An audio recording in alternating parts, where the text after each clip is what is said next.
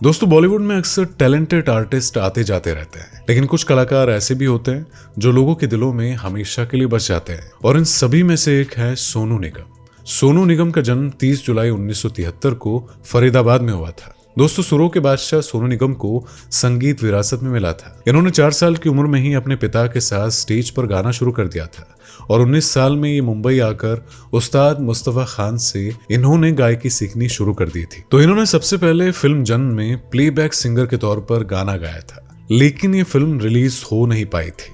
फिर इसके 5 साल तक कड़ी मेहनत करने के बाद उन्हें सबसे पहले काम DD1 के सीरियल तलाश में गाने का मौका मिला। लेकिन इसके बाद जब जब इनकी मुलाकात टी सीरीज के मालिक गुलशन कुमार से हुई, तब मानो उनकी किस्मत का ताला खुल गया, क्योंकि उन्होंने रफी की यादें एल्बम में काम करने का उन्हें मौका दिया। तो ये एल्बम हिट होने के बाद सोनू का फिल्मों में प्लेबैक सिंगर के तौर पर सिलेक्शन हो गया। तो इसके बाद उन्होंने 1993 में आई फिल्म आजा मेरी जान, इस फिल्म में ओ आसमां वाले गाने में एंट्री की थी।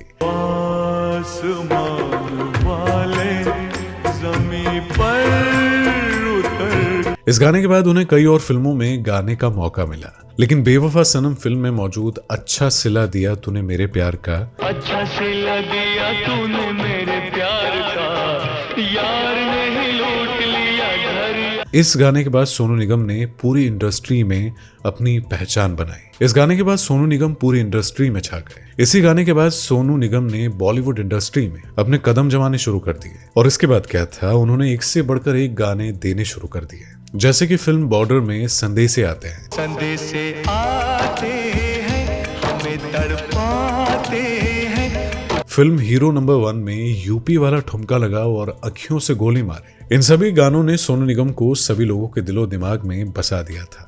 इसके बाद इनके गाए गए हर गाने ब्लॉकबस्टर साबित होने लगे।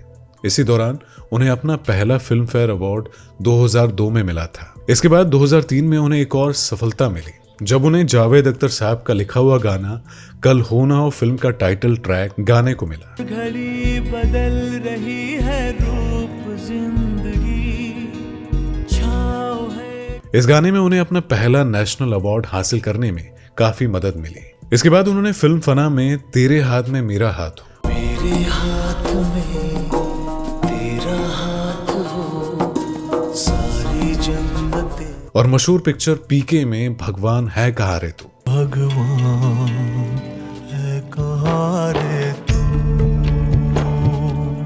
इस गाने को गाकर ये साबित कर दिया कि सोनू निगम जैसा कोई नहीं हो सकता। इसके बाद उन्होंने इंटरनेशनल लेवल पर भी कई एल्बम रिलीज की। अपनी शानदार गायकी के साथ साथ उन्होंने कई फिल्मों में एक्टिंग करने का भी जज्बा दिखाया, लेकिन इन्हें फिल्मों में एक्टर के तौर पर लोगों ने कुछ ज्यादा पसंद नहीं किया। जैसे कि 2002 में रिलीज हुई फिल्म जानी दुश्मन को, जो कि सुपर हिट रही थी। उस फिल्म में सोनू निगम ने भी काम किया था, लेकिन लोगों ने इनके रोल को पसंद नहीं किया। इसके बाद उन्होंने नवीन नेपाल और काश आप हमारे होते जैसी फिल्मों में भी अभिनय निभाया, लेकिन इसके बावजूद भी इन्हें यहाँ पर कोई सफलता नहीं मिली। फिल्मों और गानों में काम करने के साथ साथ उन्होंने छोटे पर्दे पर भी अपना काम जारी रखा। उन्होंने Indian Idol, Saregama, X Factor जैसे शो में भी कई बार होस्टिंग की। इसी के साथ ही जज के रूप में भी नजर आए। लेकिन सोनू अक्सर अपने बेतुके जवाबों के कारण लोगों के गुस्से का कारण बनते रहते हैं। जैसे कि उन्होंने ट्विटर पर ट्वीट करके बताया कि मैं मुस्लिम नहीं हूँ, लेकिन फिर भी मुझे अजान की आवाज की वजह से उठना पड़ता है। ये जबरदस्ती का धर्म कब खत्म होगा? जब मोहम्मद ने इस्लाम बनाया था तब बिजली नहीं थी, लेकिन एडिसन के आने के बाद हमें ये क्यों सुनना पड़ता है? और जिसकी वजह से मुस्लिम समाज इनसे बहुत नाराज हो गया था। इतना ही नहीं, बल्कि इन्होंने नवरात्रि के दिन मांस बैन होने पर भी वीडियो बनाया था।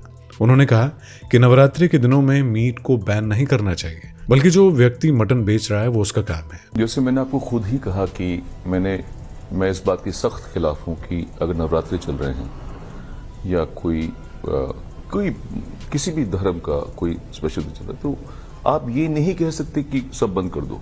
और इस वजह से हिंदू समाज ने भी इनसे नाराजगी जाहिर की। इसके अलावा उन्होंने राधे माँ की तुलना काली माता से कर डाली थी, तब भी उन्हें काफी ट्रोल किया गया था। काली माँ को तो राधे माँ से भी कम कपड़ों में दर्शाया गया है। रोचक ये है कि ये देश कपड़ों की वजह से एक महिला पर केस चलाना चाहता है। दोस्तों, भारत में भारतीय सिंगर से टैक्स लिया जाता है, और अगर कोई पाकिस्तान से आकर इंडिया में गाता है तो उसे टैक्स माफ कर दिया जाता है। इसी बात पर उन्होंने ये तक कह डाला था कि अगर वो पाकिस्तानी सिंगर होते तो काफी अच्छा होता। तो इस बात की वजह से भी लोगों ने उनका काफी विरोध किया। इसके बाद उन्होंने राम मंदिर पर भी कहा कि बाबर ने मंदिर तोड़कर गलती की थी और अब मस्जिद तोड़ना भी गलत है। इसी कारण दोस्तों साल 2015 तक सोनू का करियर अच्छा चलता रहा, लेकिन इसके बाद वो अपने बयानों के कारण विवादों में उलझते गए, कंट्रोवर्सी में उलझते गए, जिसके कारण डायरेक्टर और प्रोड्यूसर ने इनके साथ काम करना बंद कर दिया। लेकिन अपने 30 साल के करियर में इन्होंने पद्मश्री अवार्ड तक जीत लिया था और 100 से ज्यादा अवार्ड अपने नाम कर दिए थे। तो दोस्तों आपको ये वीडियो देखकर कैसा लगा और सोनू के बारे में आप क्या राय रखते हैं, इसके बारे में हमें कमेंट में लिखकर जरूर बताइएगा। तो दोस्तों आपको ये जानकारी कैसी लगी? जानकारी अच्छी लगी हो तो इस वीडियो को लाइक करें, शेयर करें। चैनल पर नए हैं तो चैनल को सब्सक्राइब करना मत भूलिएगा।